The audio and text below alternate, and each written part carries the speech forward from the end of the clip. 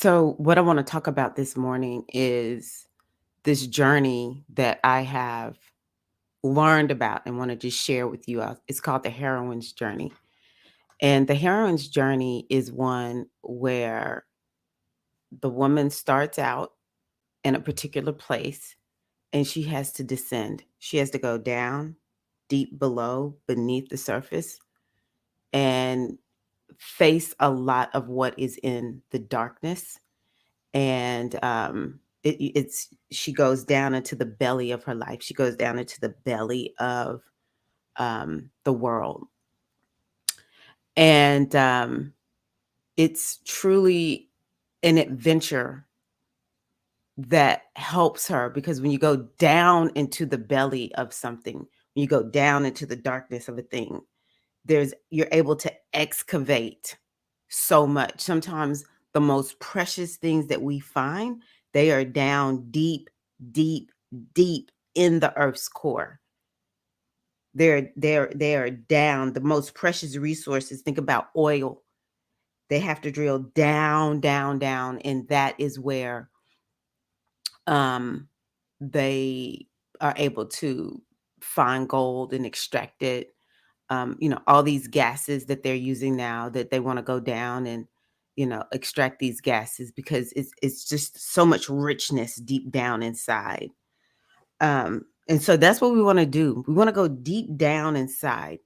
But when you go into a dark place, and which this heroine's journey will lead you on, it requires a certain amount of trust.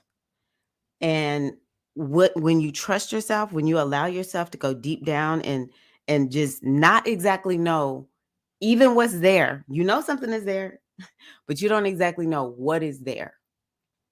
And you have to trust yourself. You will unlock so much latent potential. You will unlock so many of your gifts and your talents. You will also unlock and unleash and release, really is the best way to say it, things that are there that are not serving you. But see, this is the thing. If we don't make the heroine's journey, then we do not actually face what's there that's keeping us blocked. If we stay up on the surface of life and we never go deep down into the belly of our soul, into the belly of our lives, then the things that are there, there's some goodness there, but there are things that are there that will block us. If we do not ever go down there and face them, we will never be able to live to our fullest potential. And so the heroine's journey requires a lot of courage. It requires trust. It requires trust in yourself, that you are so ready for a change that you are willing to go deep down into the belly of your life. You're willing to go deep down into the belly of your soul and face what is there and tap into power that you have not yet tapped into. Tap into it there. And so what ends up happening is, once we come out on the other side, then we're birthed anew. It's a new springtime. It's a new day. We are not the same that we were when we started the journey, because number one, we have gone through some things. There's some trials and some tests and some tribulations. There's a lot of victories and wins that happen.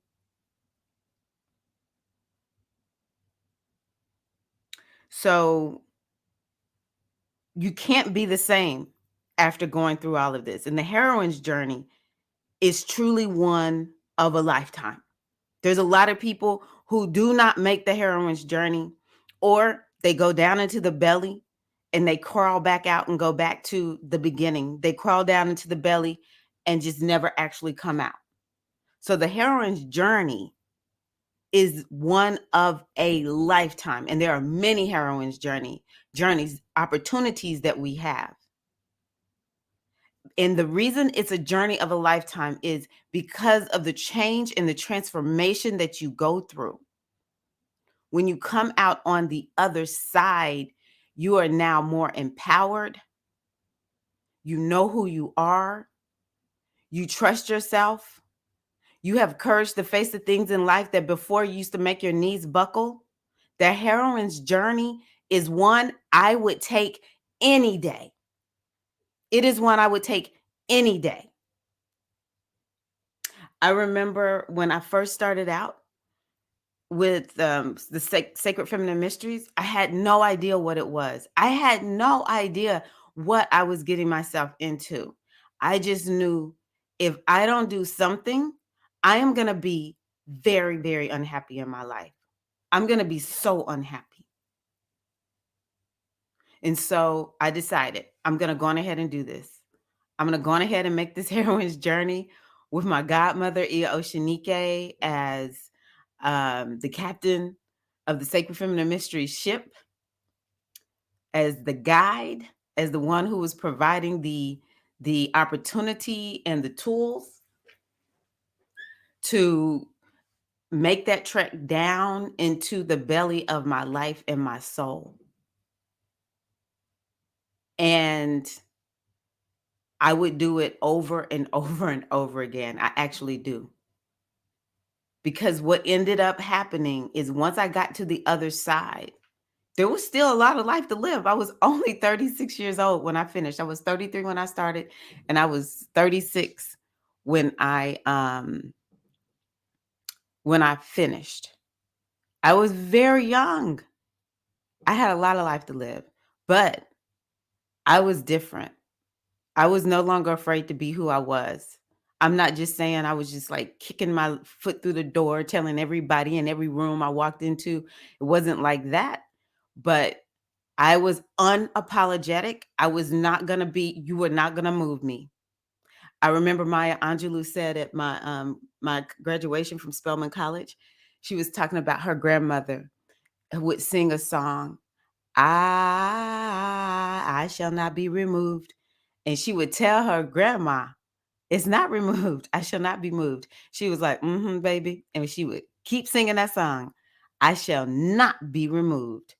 And that is how I felt by the time I came out on the other side of my first heroine's journey, the one where I went into it consciously. Because see, that's the thing about being a part of the spiritual aspirant initiation, the Sacred Feminine Mysteries community. We are consciously stepping onto our paths. We are not just going through the heroine's journey willy-nilly. We're going through with consciousness. We're going through with awareness. We are saying, no, I'm making a choice to go onto this heroine's journey, to go on a journey that I don't exactly know what this is. But I'm willing to trust that it is for me and it will take me to exactly where it is that I need to go. So when you do it consciously, you are able to make so much more progress than when it just happens. We have all been through hard times. My first heroine's journey that I remember changing my life in a way that is unprecedented was when my mother died. Now, another one came to me when my grandfather died. I remember going through that heroine's journey as a little girl, and yeah, I was devastated. I love my father, but I've never been a daddy's girl, but I was a grandpa is what we called him, a grandpa's girl. Love my grandpa.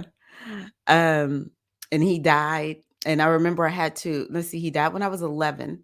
And then I had to write a paper when I was 13 for my eighth grade. It was an eighth grade writing English class. And there was some whatever I wrote, my teacher was so enthralled with it. She was like, "May I have your permission to share your paper with the rest of the class? Because I want to show them how it's done." So to go through that heroine's journey, I I just, like, there was no grief therapy, like, there was nothing. It was in 80, like 1980 or something. No, 1981. So there was not this notion of, like, talk to the children about grief and all of that. It was just something I handled. I don't remember anybody talking to me about anything about, "Are you okay?" or anything like that. I just remember handling it. And so coming out on the other side and being able to share what happened, I learned that I could write. And then after, when my mother died, that was a heroine's journey of a lifetime. I am actually sometimes I feel like I'm still on that journey. I feel even emotional now. That has been a very, very transformational journey for me. And initially, when I started the journey, I was just devastated.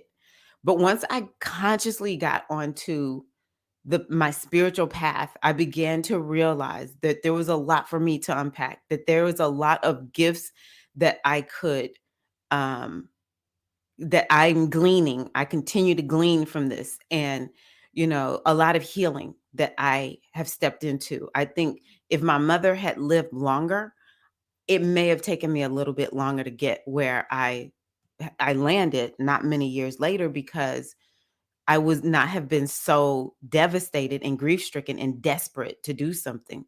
But that was really the beginning for me of the ultimate heroine's journey. And I am here today because of that journey.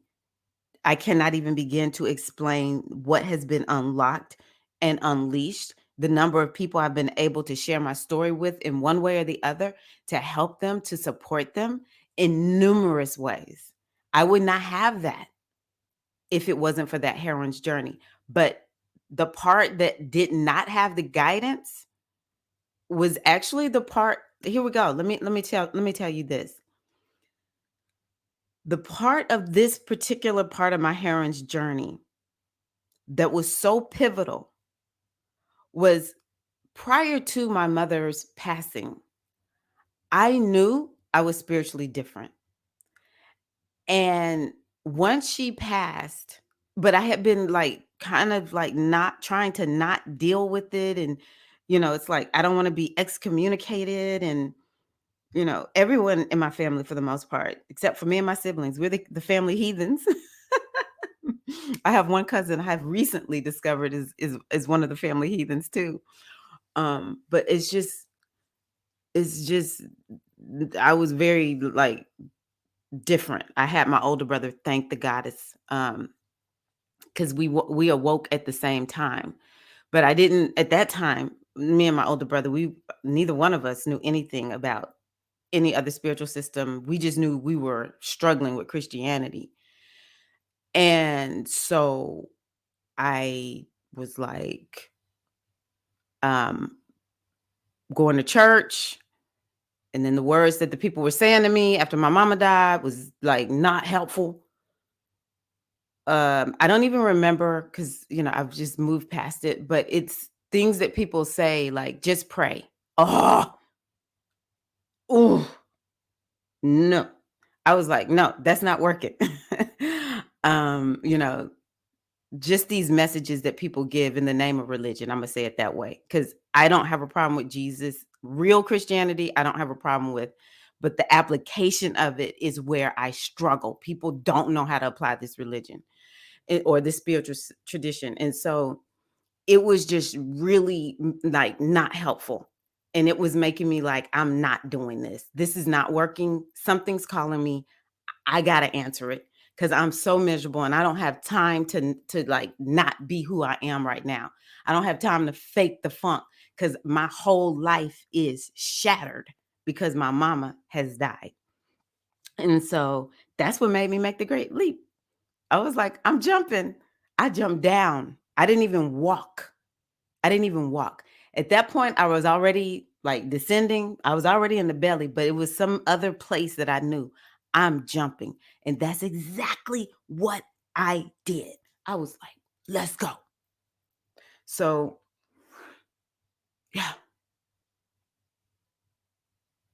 there've been plenty of times I've come up and out on the other side. I've started consciously when I started going through SFM. That was probably the big one where it was more conscious. Because once I leaped after my mom died, that was the next thing that came. Sacred Feminine Mysteries. It took a few years for me to really find it. Sacred Feminine Mysteries came. And so doing it consciously is so much better.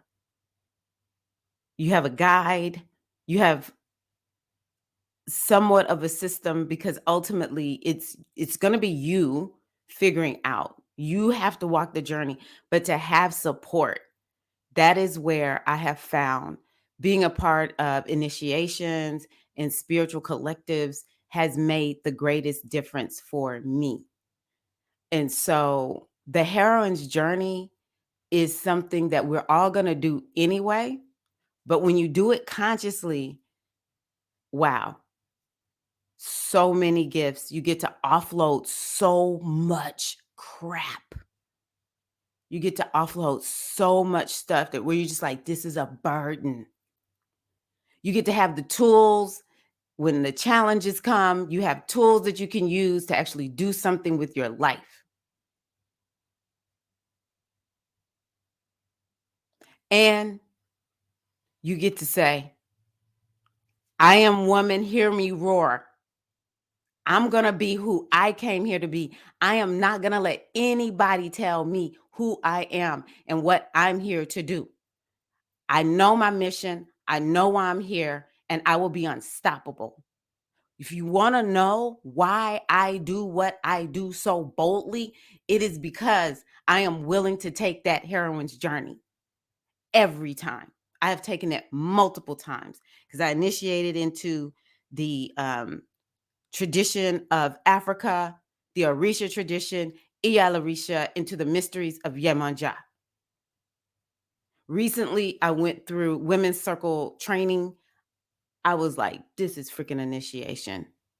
When I tell you this last year of stepping into a more powerful way of being a female leader, a woman, a feminine leader, whoa, it has been a journey of a lifetime. It has been so painful transitioning from being a homeschool mom, which is a whole different vibe than being somebody who is in the business world and someone who is like, I'm going to show up on a weekly basis and share a message and help women, support themselves. It's two totally different vibes.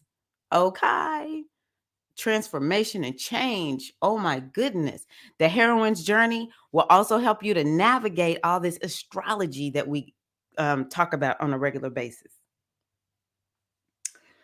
So, the last little bit that I'm going to tell you about, and I'm not super adept at this story because it's one that got introduced to me through um, the going through Sistership Circle certification. And let me just say one other thing. There's a whole lot of other heroine's journeys that a lot of us have experienced. How many of y'all have been through some major form of sickness? Could be mental, could be physical, could be emotional. How many of y'all been through that kind of heroine's journey? How many of y'all have been through the heroine's journey called motherhood? Heroine's journey called divorce? Heroine's journey called abuse? We done all been through a heroine's journey. I'm just saying that it's purposeful, especially when you do it in a conscious manner and stop letting life just sweep you up. And all of a sudden you getting like, you caught up in Oya's, wind in her tornado. Oya is the goddess of transformation. And she has to do with wind. But when she really comes through and she is like, you gonna change, sister, she is a tornado.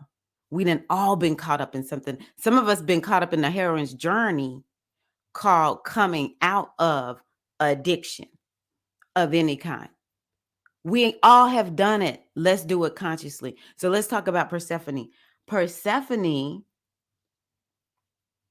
is a goddess. It must be Greek. Thinking about her name, I don't know, Greek, Roman. Sorry, I am not all the time.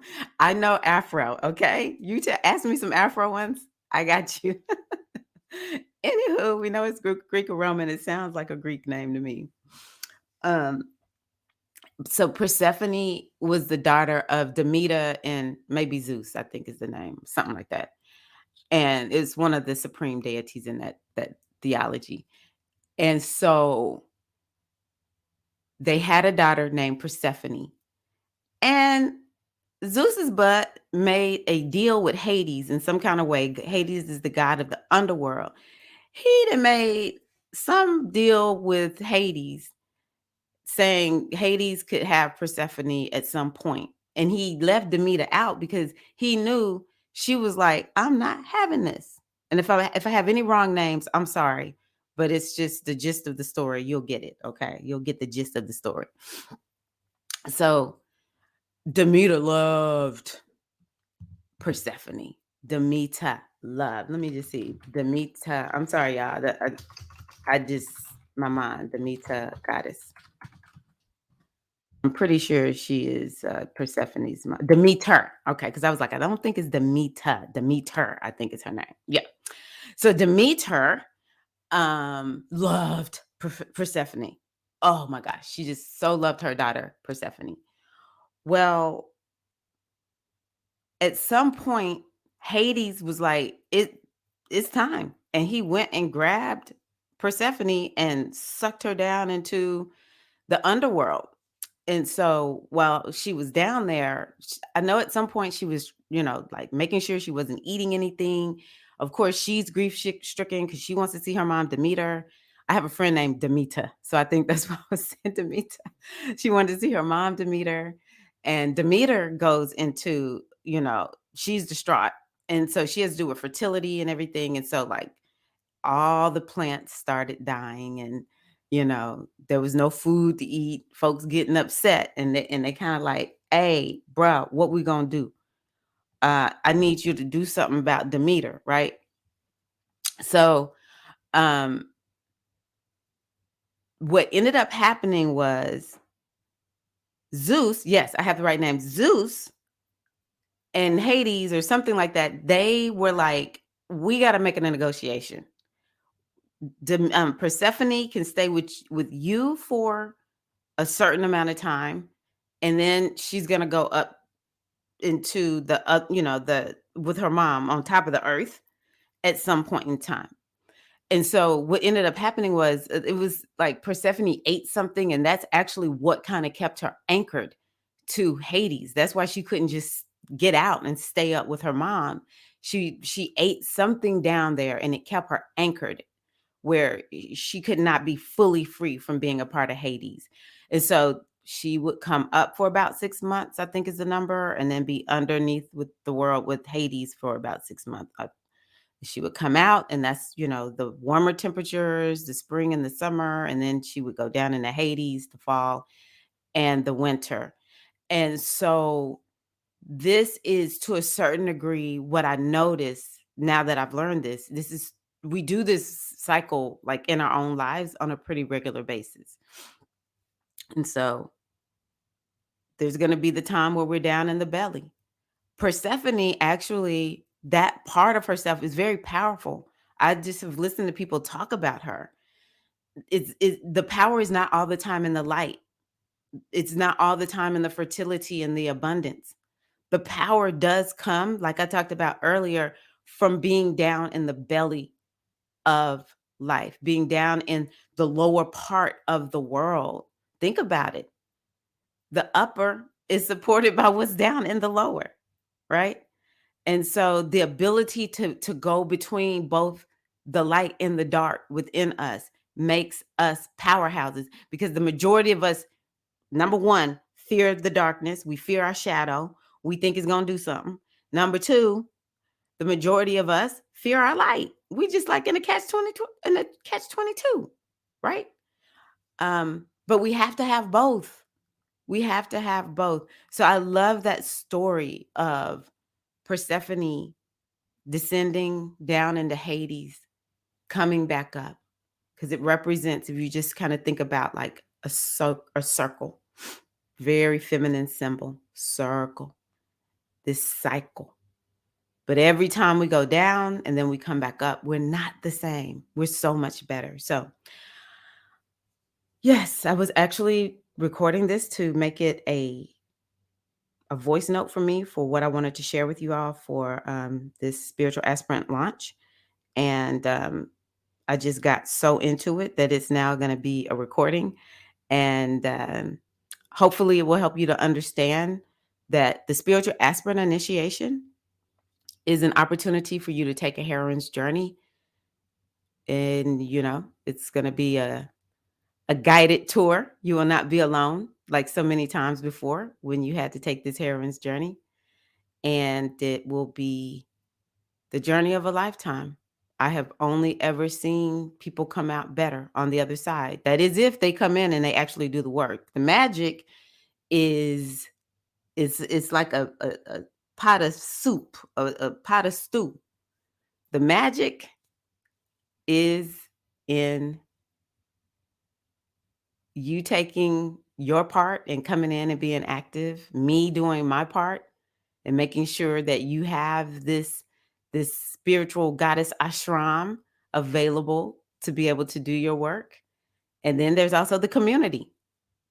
We are not lone wolves. That is not gonna, it's not gonna, that's not what makes women sustainable. It's the community. So it's a nice little stew. I like stews. I like it because it feels so heavy. You eat it and you're like, yes, I'm so satisfied. That is what the spiritual aspirant initiation is. So, yes, join me. Do you hear the call, sister? Are you ready to take the journey of a lifetime? Come on aboard the spiritual aspirant initiation. All right, peace.